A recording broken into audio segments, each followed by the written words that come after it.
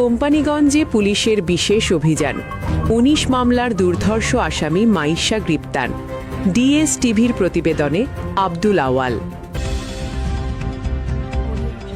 দৈনিক সত্যের সন্ধান, ডিএসটিভি।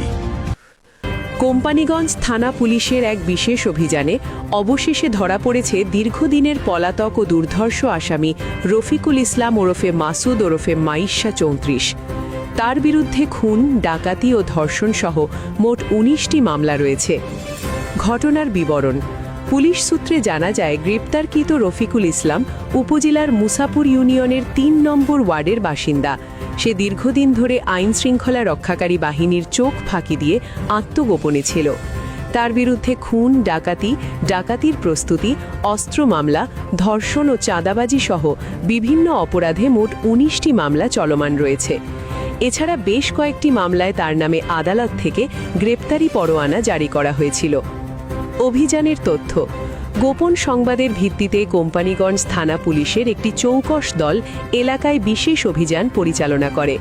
পুলিশের সুপরিকল্পিত অভিযানে শেষ পর্যন্ত তাকে আটক করা সম্ভব হয়। দীর্ঘদিনের এই পলাতক আসামিকে গ্রেপ্তারে এলাকায় স্বস্তি ফিরে এসেছে। পুলিশের বক্তব্য: কোম্পানিগঞ্জ থানা পুলিশ জানায়, গ্রেপ্তারকৃত আসামির বিরুদ্ধে আইনানুগ ব্যবস্থা গ্রহণ করা হচ্ছে এবং যথাযথ প্রক্রিয়ায় তাকে আদালতে সোপর্দ করা হবে।